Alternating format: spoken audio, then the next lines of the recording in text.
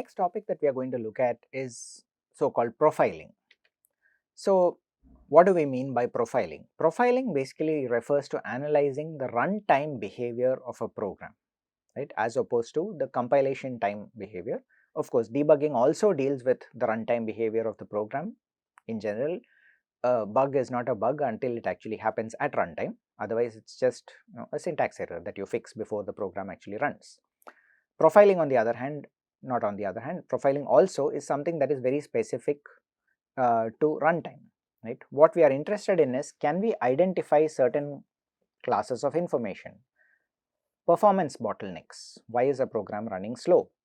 Memory resource constraints, why is a program using up too much memory and then ending up either crashing or causing problems for other programs that are trying to run? And at the end of the day, can we identify scope for improvement in the program itself? Okay. So, profiling provides answers to these important questions, and what we would like to do is think of, are there different ways by which we could answer those questions? Where are the performance bottlenecks? Where is the memory being used, and so on? Now, one of the simplest ways of performing profiling is so-called instrumentation, right, where we literally sort of add extra code into a program.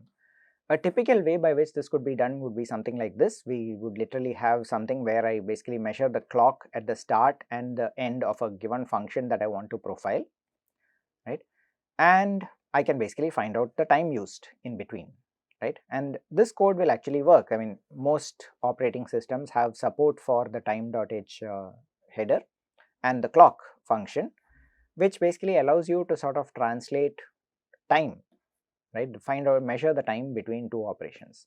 Now, what happens is that there are lots of limitations on the measurement accuracy, right.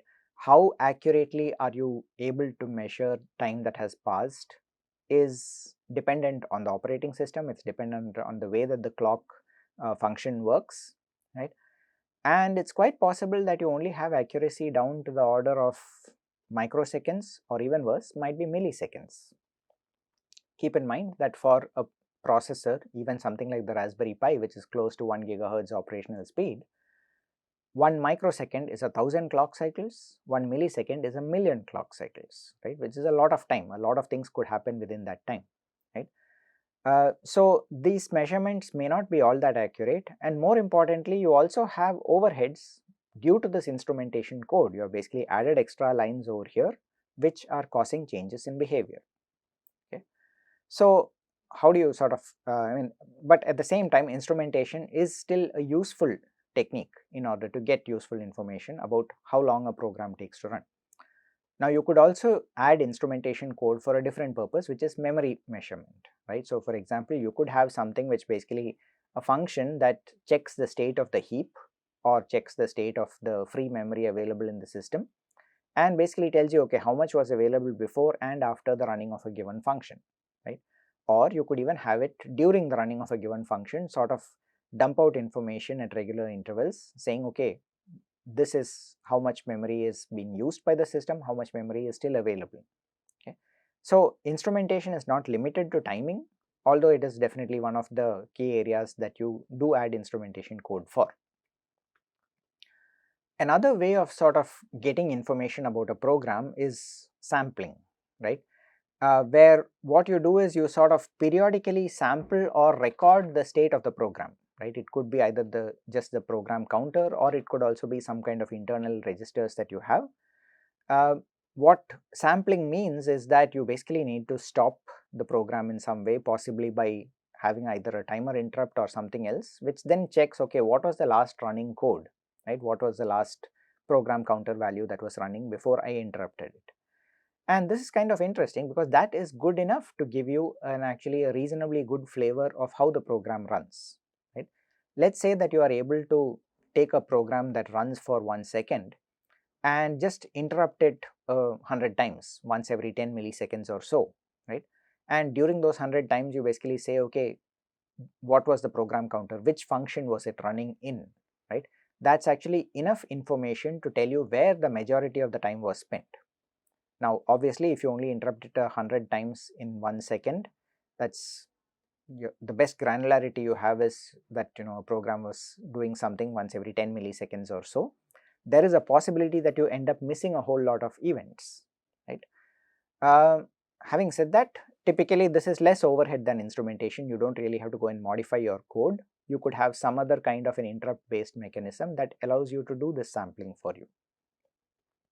So one of the tools that exists on most Linux like systems is a profiler. It's called Gprof, which is the GNU profiler, which basically evolved from an earlier version program called just Prof, which is the profiler, right? It uses a combination of instrumentation and profiling. Instrumentation directly by modifying the binary itself. You don't need to change your code. It actually goes in there and modifies the binary to add extra logic to it if necessary. Primarily by means of sort of adding on extra different functions or linking in different function libraries which already have instrumented code within them. It builds up something called a call graph, right? And a call graph is essentially some kind of a connectivity diagram which tells you which function called which other function, and it also keeps track of how many times this happened, right? This basically allows you to estimate the time spent in each function and its descendants, which means that hopefully you will be able to use it in order to identify bottlenecks in the code.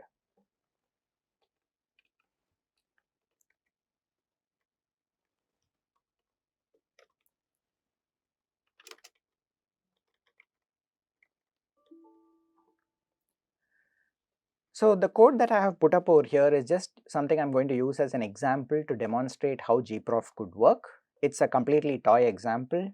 What happens over here is I've defined three functions, function A, function B and function C. I've also declared some global variables, count A, count B and count C, which as you can imagine are basically going to keep track of how many times each of these functions is getting called. I also have another variable called count internal, which we'll see in a moment what it does. So if you go look into into function A, what you can see is that the first thing it does is increment count A, so you know how many times the function A got called. Inside a for loop, it prints out some message corresponding to the function A, and then if some condition on I is satisfied, it calls function B, and in this case, just to make sure that the program runs a sufficiently large number of times, I'm calling it function B with I into I or I squared. What does function B do? It first increments count B to keep track of how many times function B got called. It then runs another for loop where it calls function C. Now you could also print out a message saying that you are in function B, but the number of times that function B is going to get called is going to be significantly more than the number of times A is getting called, which is why I would like to avoid it. I don't want to sort of be printing too much information. It turns out that printing information makes things very slow, right? Function C is pretty much exactly the same. Keep track of how many times it got called, and now also increment this internal counter out here, right, which is just basically running yet another nested for loop internally over here and just sort of incrementing it, right. So finally what I do is I just basically in my main function I call function A. I then print out how many times A, B and C got called and also some value corresponding to count internal, right. Now what do I do with this? I need to compile it, and for compiling I'm basically going to compile with an set of flags called the PG, which is basically the profile generation flag, right. Once I have added this and I give it prof.c, of course this is on a Linux based system. Again, this is not directly relevant to an embedded system, although a lot of embedded systems actually use GCC as the compiler under the hood, right. So it is quite possible if you have an emulator or something that you might actually be able to make use of this. I am showing this in the context of just regular compiler compiling code for an x86 processor. So this is just for demonstration, as you can imagine. So I have compiled the code. What happens when I run it? It starts printing a lot of information out. It takes a little bit of time. It basically shows how many times function A was called and so on. The interesting thing over here is, forget about what gets printed out over here. This was printed based on how many times it ran through the loop, right. So it's not actually that function A was called that many times, it's more the value of I as I run through the loop. The interesting thing is it is printing out information saying function A was called 1 time, function B was called 20 times, and function C was called 9880 times. if you go in there and actually look at the for loops, it should be possible to verify that this was in fact the case. Interestingly, the number of times the innermost for loop is called is showing up as a negative number. Why is that? I'll leave that to you to think about and make sure that you understand why that is the case. But this is not the interesting part. All that happened was I ran through some code, and if you think about it, what I have done by printing out count A, count B, count C is some form of instrumentation. I have added my instrumentation code that allowed me to find out how many times each function was called. But that's it, it only tells me how many times each function was called, right? What's more interesting is the fact that the profile was generated. I can now run a command called Gprof, which I give it the name of the executable that I ran, which in this case was prof, and it also creates a file called gmon.out. This is the default name of the file generated. How did it get generated? Just by running this program /prof, right? It automatically dumps out a file called gmon.out. Now running this is going to give me some kind of analysis. I don't want it to just run all over the screen, so I'm actually going to end up putting it into another file, which I'll call analysis.txt. Okay, so now that's been created. Let me open that file analysis.txt and actually look inside it, right? Now there are a few things that you can see over here, right? Right up front, of course, after a few comments that are there, you will see that it basically talks about a little bit of information about the code itself, right? Which basically tells you the percentage of time spent in each function, the actual time that was spent inside the function, how much of the time was basically what's called the self seconds. Self seconds means that how much of that time was actually running that particular function itself versus how much of it was running other functions that were called by that function. Now as you can see from this, one of the things that becomes clear is that it's basically these three the numbers 9880, 20 and 1 correspond of course exactly to the numbers that we printed out. So in other words, the counters that we added match with what was actually counted by the system itself, right? It also kept track of how many times each function was called and arrived at exactly the same values that we did, which is good. It's just sort of a sanity check, right?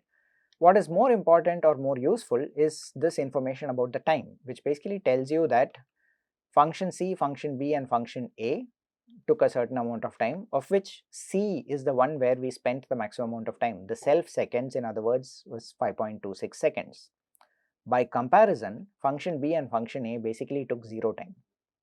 Okay, what does that mean? It means that the amount of time taken for running function A and function B, even though function B ran 20 times, the total time taken by it was so small that it basically went below the sort of least count of what we are reporting. Now this is useful information already, but what makes it even more useful is when we go down and look at this thing called a call graph, right? And the call graph basically tells us this piece of useful information out here, which basically says that this is the function. Let me just change the colors. Yeah. In fact, without colors it's a little better. So the call graph is basically telling you a little bit more useful information. What it says is, out here you see that function C is at a different level of indentation than function B, right? The way to interpret this is function C was called by function B, okay? Function C was called a total of 9880 times. All those 9880 were when it was called from function B, okay? Function C, by the way, did not have any other children, that is, it did not call any other functions of its own, right? But the time that it took was 5.26 seconds across all of these 9880 executions of the function, okay? Let's go down to the next part, which basically says, okay, now let's look at function B. Couple of things. One is it was in turn called by function A, that's the one above it. In turn, it called function C, right? So what we can see is that function B basically was called 20 times. Its children, that is function C in this case, took 5.26 seconds, function B was in turn called by function A, whose children took 5.26 seconds, which interestingly is the children of function A are of course function B and function C, right. Function C is sort of the next level, right, the second generation. And of course we can also go to the top level, the main function, where we can see that that in turn called function A, which in turn called function B, and the numbers all match up over here, right. So what is the purpose of all of this? It basically tells you that in this case of course it was fairly straightforward. I know that different functions are being called and I can even probably hand calculate how many times each one is going to be called. If not, then if I want to add sort of instrumentation code to keep track of how many times a function is called, even that is fairly straightforward, right. But the point is I don't need to add any of that extra code. Gprof by itself allows me to do this, and not only that, it actually does the analysis for me and tells me where each function got called. Now this gets much more interesting of course when you have a given function that's called from multiple other functions, right, a varying number of times. All of those would basically show up in the caller segment corresponding to this code. So in other words, I would probably see something like function B executed a total of 20 times, out of which some number were because it was called by function A and maybe some other number was because it was called by some other function, right. Similarly, I could also see that function B in turn had all of these other child functions below it, which each individually took a certain amount of time and were called a certain number of times, right. All that information gets extracted straight away, which means that at a quick glance you are straight away able to say, okay, where is the likely bottleneck in this code, which is the function that's being called the most amount of time, which is the one that's actually taking the maximum amount of time to run. Is it the function itself that is taking time, or is it the children of the function that are taking time to run? If so, should we do something about optimizing the child functions or the number of times that the child function is being called, or should we optimize the parent level function by itself? All that information can sort of be extracted by using this call graph analysis. So the call graph analysis is this connectivity diagram and can be very useful in terms of knowing how a program spends its time, right? There are other tools. In fact, there is a series of tools called Valgrind. Apparently it's pronounced Valgrind and not Valgrind, which is primarily sort of targeted at Linux and Unix like systems, but essentially the purpose of it is to help with a whole lot of different kinds of bugs, right? It's capable of helping you to identify classes of memory bugs, threading related bugs where you have multiple threads that might potentially try to access the same variable or modify the same variable more importantly, and also performance issues, including things like how well is the cache memory of the system doing and so on, right. So all of these different tools can be used, right. Once again, Valgrind is also something which is more or less specific to, it assumes that there is an underlying operating system and then makes use of that in order to build the profiling information. How does it work? It basically does something called dynamic binary instrumentation. It basically modifies the binary that you are going to run directly without requiring source code modification. It also runs your code under some kind of a virtual environment, which allows it to keep track of how the code is running and also do whatever extra counting is required. If necessary, extra instrumentation code can be added or function calls can be intercepted as necessary, and basically it does an analysis of everything that you have over here.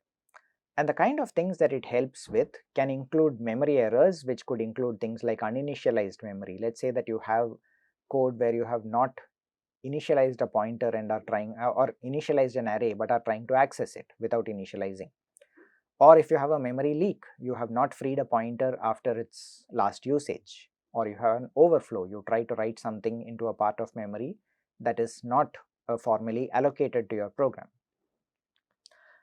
It could help you detect threading related bugs, which could be race conditions or deadlocks. Sort of even understanding these is sort of beyond the scope of what we can look at, although we have seen the basic idea behind it when we looked at tasks in operating system or RTOS, right. Performance issues are something that Valgrind can help with. It can basically tell you the time spent in different parts of the code, and also more detailed information like how well did the cache memory of the system perform, right? Was there branch prediction enabled in the CPU, and how well was it able to predict your branches, and therefore how good was the performance corresponding to that. And last but not least, it can also help you with dynamic memory allocation, right? Find out how the heap allocated for your system is performing. Are you doing a lot of malloc and free kind of operations? Is there some way by which you could probably modify that? Is that ending up taking up a lot of time? Is it taking up too much memory? What are the optimizations that you could come up with over there, right?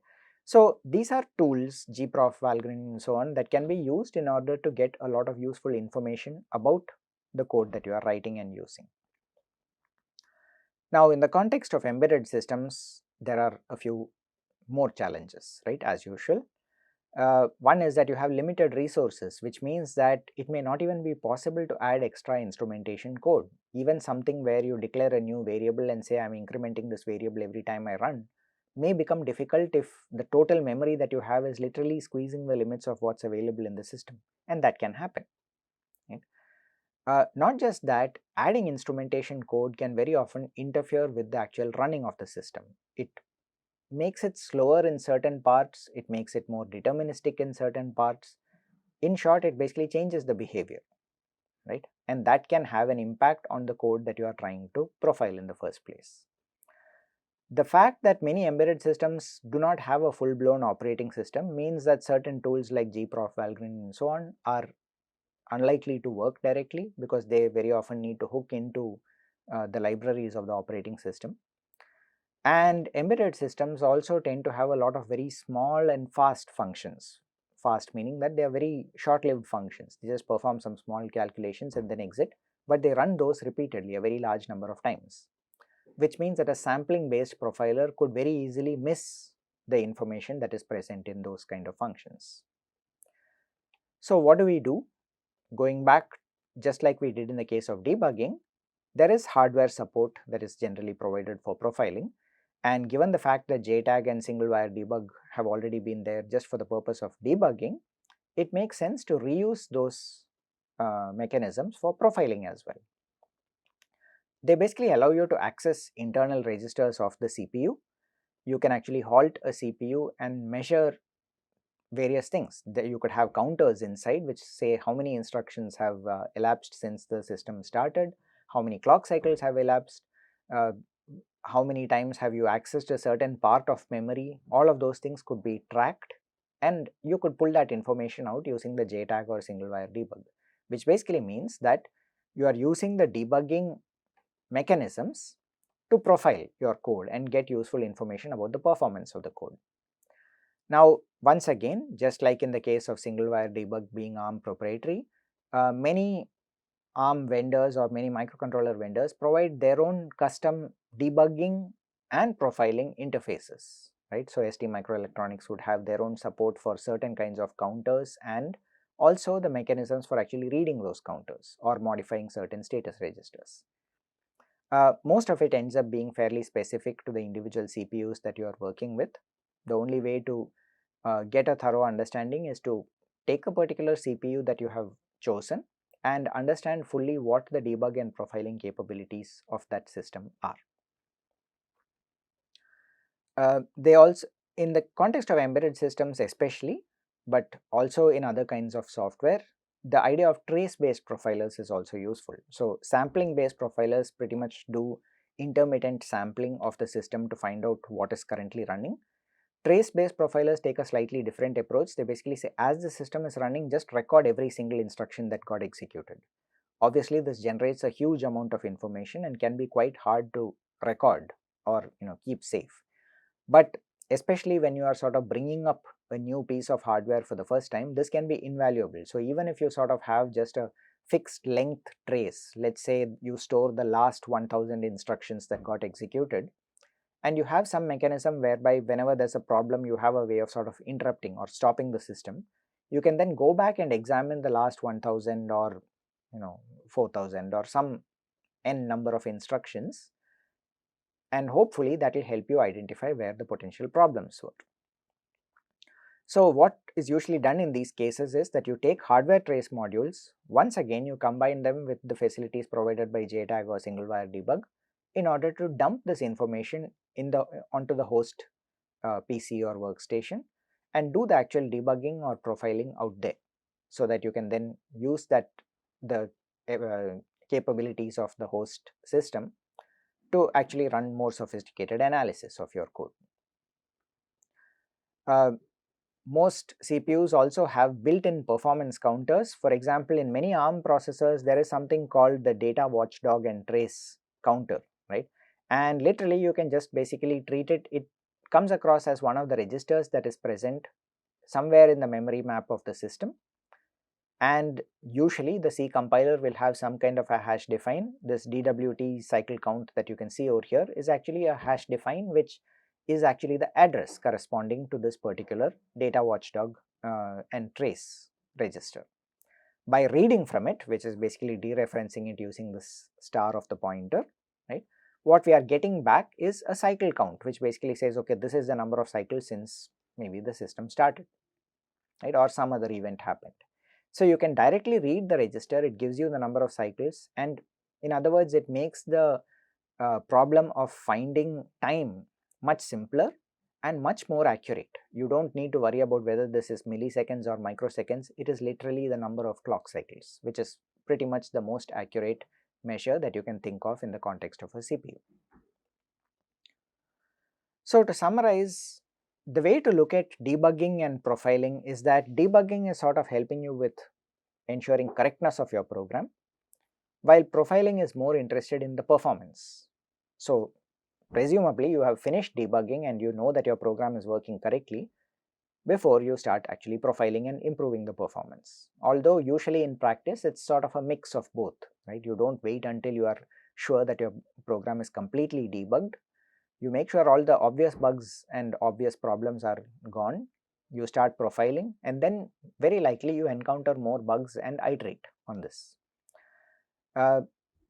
Using good tools for this are crucial for, especially in the context of resource limited embedded systems, and a proper understanding of all the entire system and the tools that are available to you is essential to really be able to do a good job with the mechanisms that you have.